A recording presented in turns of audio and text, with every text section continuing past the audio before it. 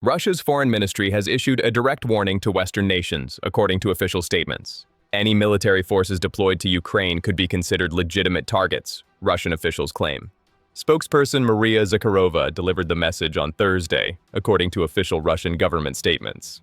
The Russian Foreign Ministry claims that the deployment of military units and infrastructure by Western countries on Ukrainian territory may be viewed as foreign intervention, according to their statements. The warning comes days after France and the United Kingdom signed what they called a declaration of intent, an agreement to send troops to Ukraine in the event of a peace deal.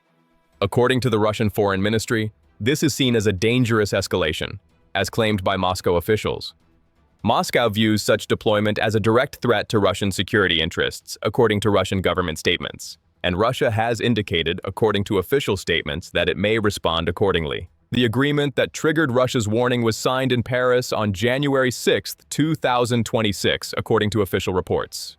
British Prime Minister Keir Starmer and French President Emmanuel Macron met at what has been called the Coalition of the Willing.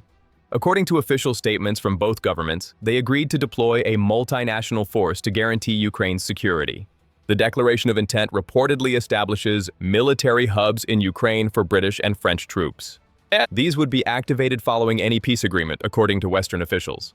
The stated purpose, according to UK and French officials, includes protecting Ukrainian airspace and maritime territory. It also includes what they describe as regenerating Ukrainian military forces. Macron indicated that France could potentially send thousands of troops, according to reports. Combined British and French forces could reach up to 15,000 personnel, according to some reports. Starmer described the agreement as establishing a legal framework for Allied operations in Ukraine. He characterized it as part of long-term commitments against future invasions, according to his statements. Russia's response came swiftly, according to Foreign Ministry statements. Zakharova called the UK-France plan dangerous, according to her official remarks. She called it destructive, and she accused the Western allies of forming what she termed an axis of war with Kyiv. According to the Russian Foreign Ministry, such agreements are viewed as a fundamental threat to any potential peace process. Zakharova's statement reportedly expanded on the warning, including further claims about Western military targets, according to Russia's Foreign Ministry. She reiterated warnings that Russian President Vladimir Putin has previously made, according to official statements. Such forces would be legitimate military targets, she stated, echoing earlier Kremlin positions. The Kremlin has repeatedly rejected any NATO presence in Ukraine following a potential peace agreement, according to Russian officials. Moscow views such presence as an escalation, not a de-escalation, according to Russian government statements. This rhetoric is part of Moscow's stated position according to Russian officials, which has been reiterated in previous statements. These warnings have been voiced repeatedly at the highest level and remain relevant, Zakharova stated, according to the Foreign Ministry transcript. She characterized the UK-France agreement as a new militaristic declaration. From Moscow's perspective, according to Russian officials, Western nations are not seeking peace. They are seeking to establish a permanent military presence on Russia's border, Russian officials claim. They are seeking to use Ukraine as a platform for NATO expansion, according to Russian government statements. They are seeking to threaten Russian security under the guise of peacekeeping, Moscow argues. This is how the Kremlin frames the situation, according to official Russian statements. And Russia claims to have established clear positions regarding Western military presence in Ukraine, according to the Russian Foreign Ministry. Ukrainian President Volodymyr Zelensky has long insisted on security guarantees, according to his public statements. According to his remarks, any peace deal must include robust protections against future Russian aggression. He has argued that Ukraine cannot accept a peace that leaves it vulnerable, that without security guarantees, any ceasefire would simply allow Russia to regroup and attack again, according to his characterization. The precise nature of these guarantees has reportedly taken shape over months of negotiations. Tuesday's agreement between the UK and France represents one component, according to Western officials. But Zelensky has sought broader commitments from Europe, from the United States, from the international community. On Thursday, Zelensky stated that the agreement on security guarantees is essentially ready for finalization at the highest level with the President of the United States. This followed further negotiations in France on Wednesday, according to Ukrainian government statements. According to Zelensky's statements on January 7, 2026, bilateral guarantees with the United States are practically ready for final signature. The agreement reportedly covers war, reconstruction, and pressure on Russia. According to reports from December 2025, the guarantees had been described as 100% agreed for a 15-year period. The Trump administration would reportedly lead monitoring of any ceasefire. This would be supported by a European multinational force, according to reports. The arrangement, if finalized, would represent a significant Western commitment to Ukraine's long-term security, according to observers. But from Moscow's perspective, according to Russian officials, it represents precisely what they have warned against. American involvement in Ukrainian security is viewed by the Kremlin as unacceptable, according to Russian government statements. European troops on Ukrainian soil is viewed as provocation, Russian officials claim. And the combination of both is characterized by Russian officials as a fundamental threat to Russian national interests. The coalition of the willing represents a growing alliance, according to Western officials. Britain and France are the leading participants, according to public statements. But other European nations have reportedly expressed interest in contributing forces. The coalition's stated purpose is to provide security guarantees that could make a peace deal possible, according to Western officials. Without such guarantees, Ukraine has indicated it cannot accept an end to hostilities. From the Western perspective, according to officials, Russian aggression necessitates these measures. From Moscow's perspective, according to Russian officials, the coalition represents NATO expansion by another name. The fundamental disagreement remains unresolved, according to observers, and the gap between the two positions appears significant, analysts suggest. The Kremlin has consistently articulated concerns about NATO expansion, according to Russian officials. President Putin has stated repeatedly that NATO presence near Russian borders represents what he calls an existential threat. According to Russian government statements, the 2022 military operation in Ukraine was partly justified by these concerns. Western analysts dispute this characterization, but Moscow's position has remained consistent, according to official Russian statements. No NATO troops in Ukraine, no Western military infrastructure on Ukrainian territory, no foreign forces that could threaten Russia. These are the stated positions according to Russian officials. And the UK-France agreement appears to conflict with them, from Moscow's perspective. The question, according to analysts, is how Russia might respond. The phrase legitimate military targets carries significant implications, analysts suggest. According to Russian statements, any Western forces deployed to Ukraine could be subject to military action. This could mean potential strikes on British and French personnel, according to Moscow's stated position. This could mean potential attacks on military hubs established under the Declaration of Intent. This means, according to Russian officials, that Western nations would be entering what they consider a conflict zone where their forces could face risks. The warning may be designed to deter deployment, some analysts suggest, but it also represents a potential escalation path if deployment proceeds, according to observers. Western nations have indicated they are prepared to accept these risks, according to official statements. Russia has indicated it may treat them as combatants, according to the Foreign Ministry. The potential for direct confrontation between Russia and NATO members has reportedly increased, analysts observe. As diplomatic confrontation continues, military operations on the ground have reportedly intensified, according to reports. Russia has reportedly increased strikes on Ukrainian energy infrastructure in recent weeks. The timing is significant, observers note. Winter temperatures in Ukraine have reportedly plunged as low as -20 degrees Celsius. That is -4 degrees Fahrenheit. Hundreds of thousands of Ukrainians are reportedly without electricity or heating, according to Ukrainian officials. From Moscow's perspective, according to some analysts, this may represent military pressure designed to force concessions. From Kyiv's perspective, according to Ukrainian officials, it represents what they characterize as evidence that Russia is not interested in peace. Zelensky has pointed to these attacks as proof of Russian intentions, according to his statements. Authorities in Kyiv issued a warning on Thursday, according to Ukrainian government statements. Residents should stock up on water, they should acquire batteries, they should prepare warm clothing. Further attacks are anticipated, according to Ukrainian officials. The warning reflects the severity of the situation according to observers. Ukrainian civilians face a dual threat, analysts note. Military strikes that reportedly destroy infrastructure, and winter temperatures that can be life-threatening without heating or shelter. From the Ukrainian government's perspective, according to officials, Russia is deliberately targeting civilians. From Moscow's perspective, according to Russian officials, energy infrastructure represents what they consider legitimate military targets. Reports from past conflicts suggest that multiple nations have used similar strategies, including targeting infrastructure during military operations, according to historical analysis. The human cost, regardless of justification, falls on ordinary Ukrainians, observers note. British Prime Minister Starmer offered his assessment on Tuesday. "We can only get to a peace deal if Putin is ready to make compromises," he stated, according to official transcripts. For all Russia's words, Putin is not showing that he's ready for peace. This represents the Western position, according to officials from multiple NATO countries. Russia claims to want peace in this framing. But Russia's actions suggest otherwise, according to Western officials. The continued attacks on infrastructure, the rejection of security guarantees, the warnings about legitimate targets. All of this, according to Western officials, indicates that Moscow may not be serious about negotiations. Moscow disputes this characterization, according to Russian government statements. Russian officials argue that it is Western escalation that threatens peace. The deployment of troops, the establishment of military hubs, the expansion of NATO influence. These actions, according to Russian officials, make peace less likely, not more. From Moscow's perspective, according to Russian officials, the West bears responsibility for the current situation.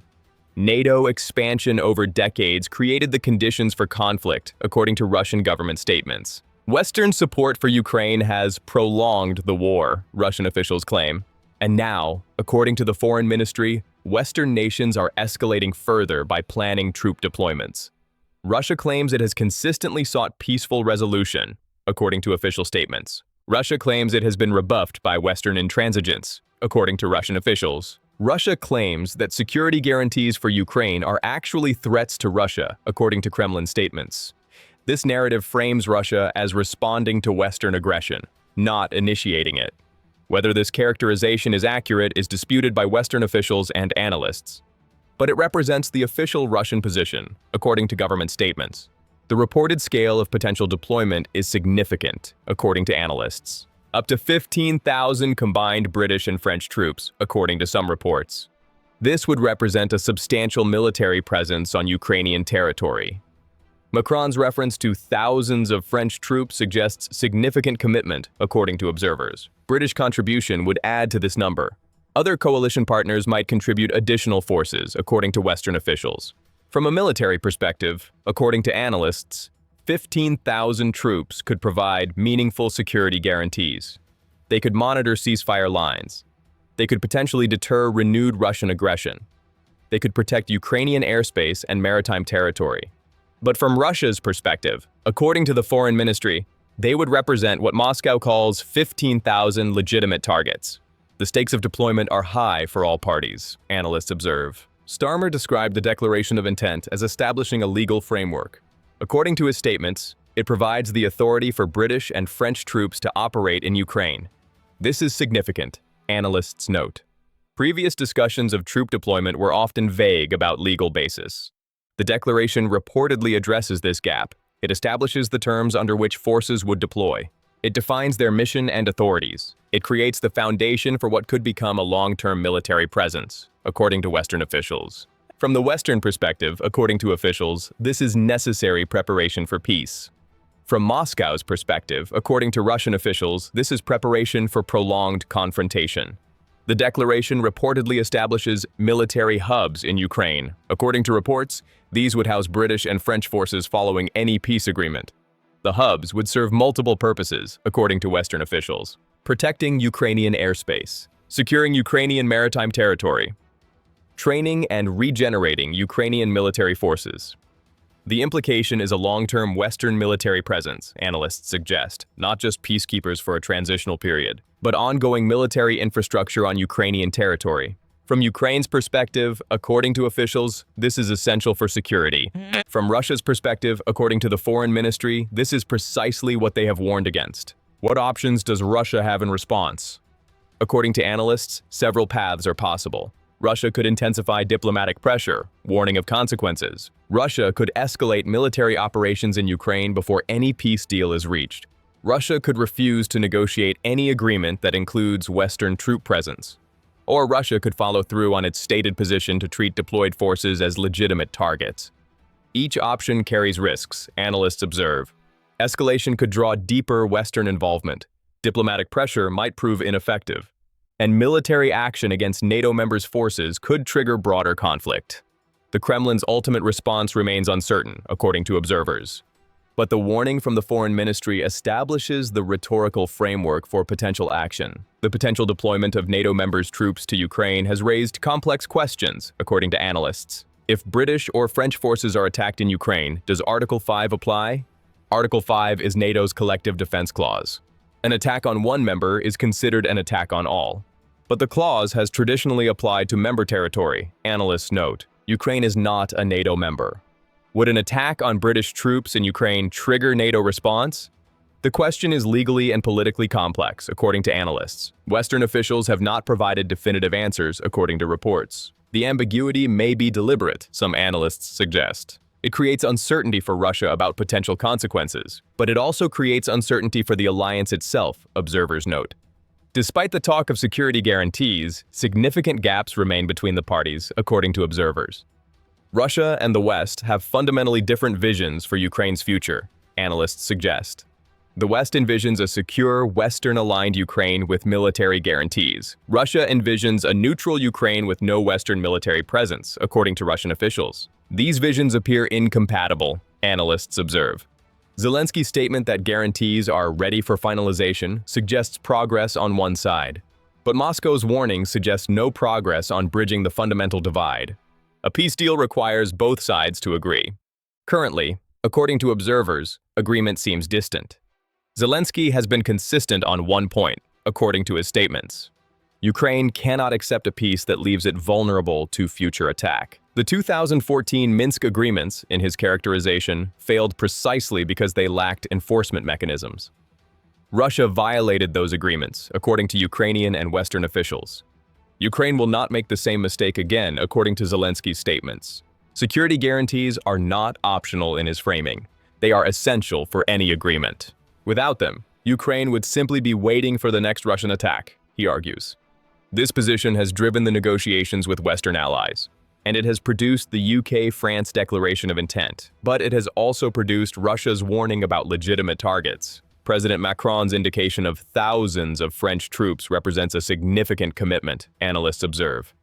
France has the largest military in Western Europe. French forces are experienced in expeditionary operations, and Macron has been among the most vocal European leaders on Ukraine's support. According to reports, France would contribute a substantial portion of the 15,000 combined force. The troops would reportedly include air defense units. They would include naval assets for maritime protection. They would include training personnel for Ukrainian force regeneration. From Ukraine's perspective, according to officials, French commitment is welcome. From Russia's perspective, according to the Foreign Ministry, it is viewed as a provocation. Britain's role in the coalition is also significant, according to analysts. The UK has been among Ukraine's strongest supporters throughout the conflict. British weapons, British training, British intelligence support, according to reports. Now, potentially, British troops on Ukrainian territory.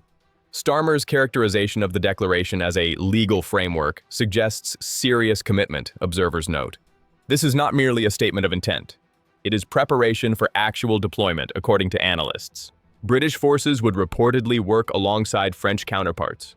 They would share responsibility for the various security missions. And they would share the risk that Russia has explicitly warned about, according to Moscow's statements. As diplomatic maneuvering continues, the human cost of the conflict persists, according to reports. Ukrainian civilians face another difficult winter, observers note. Energy infrastructure attacks have reportedly left many without heat, according to Ukrainian officials. Temperatures of -20 degrees Celsius can be life-threatening without heating. The elderly, the sick, the young. All are vulnerable when power fails in extreme cold, humanitarian organizations note. Kyiv's warning to stock up on supplies reflects the severity, according to observers. This is not normal winter preparation. This is preparation for potential infrastructure collapse, analysts suggest. From the Ukrainian government's perspective, according to officials, Russia is deliberately creating humanitarian crisis. From Moscow's perspective, according to Russian officials, energy infrastructure is considered a legitimate military target. The distinction may matter little to those suffering without heat, observers note. Zakharova's characterization of an axis of war is significant, analysts note. The phrase evokes historical alliances formed for conflict. By using this language, according to observers, Russia is framing the UKF-France-Ukraine relationship as inherently aggressive. not a defensive alliance, not peacekeeping, not security guarantees in this framing. An axis of war. The framing serves Russian narrative purposes, analysts suggest. It positions Russia as responding to threat, not creating one. It characterizes Western actions as escalatory and dangerous. It may prepare Russian public opinion for potential confrontation, observers note. Whether the characterization is accurate is disputed, but it represents official Russian framing, according to foreign ministry statements. The Trump administration reportedly plays a central role in the emerging framework, according to reports.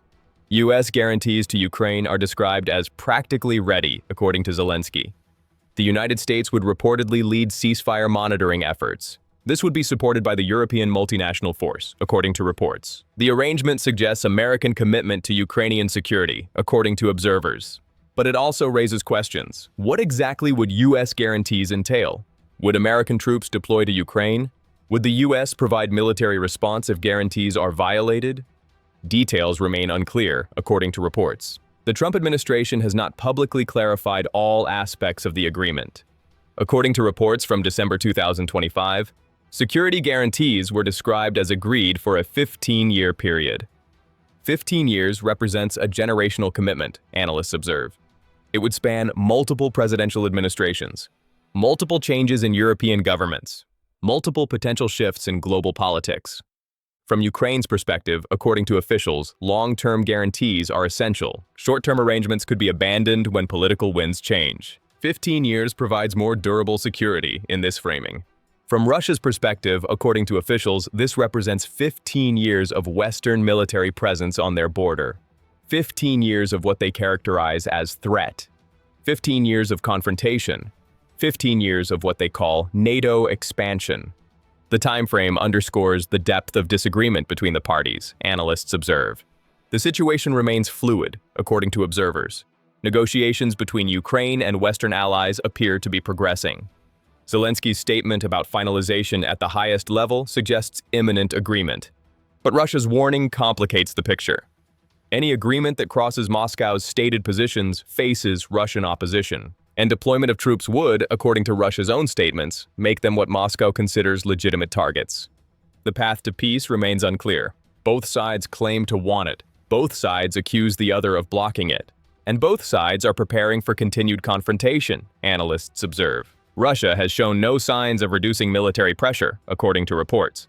Operations continue across the front lines. Infrastructure attacks persist, according to Ukrainian officials. The winter offensive against energy systems reflects determined effort, according to analysts. And from Moscow's perspective, according to Russian officials, this is legitimate military action. From Kyiv's perspective, according to Ukrainian officials, this is what they characterize as evidence of bad faith. Starmer's assessment that Putin is not showing he's ready for peace reflects Western interpretation. And Russia would frame it differently, according to Russian officials. They would argue that Western escalation, troop deployments, military hubs, security guarantees, forces continued Russian military action. The two narratives are difficult to reconcile, observers note. Two parallel processes appear to be underway, analysts observe. On one track, diplomatic negotiations about peace and security guarantees. On another track, continued military operations and threats of escalation. These tracks may ultimately converge in some resolution, or they may continue in parallel indefinitely, or one track may overtake the other, either a breakthrough to peace or an escalation to broader conflict. The current moment is characterized by uncertainty, according to observers. Progress on security guarantees coexists with intensified Russian attacks. Statements about readiness for peace coexist with warnings about legitimate targets. The contradiction may eventually resolve. But for now, it defines the situation, analysts suggest. The stakes are significant for all parties, analysts observe. For Ukraine, the question is survival and sovereignty. Security guarantees represent the difference between lasting peace and temporary ceasefire in Kyiv's framing. For Russia, according to officials, the question is national security.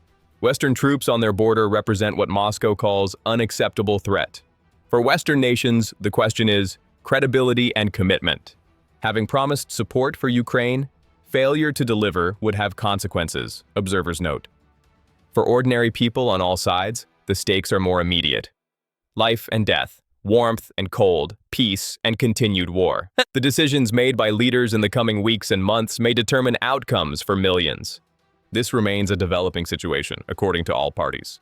The UK-France declaration represents a significant step. Russia's warning represents a significant response. Zelensky's statements about imminent US agreement suggest further developments soon. The coming days and weeks may prove critical. Will security guarantees be finalized? Will Russia follow through on its stated positions? Will a peace deal become possible? Or will confrontation continue to escalate? The answers remain unclear. But the statements from all parties this week have clarified positions, and they have underscored just how far apart the two sides remain, according to observers. Russia's warning stands, according to the Foreign Ministry. Western troops in Ukraine could be considered legitimate military targets, Russian officials claim.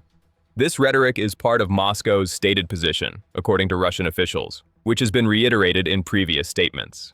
But the warning takes on new significance as deployment becomes more concrete.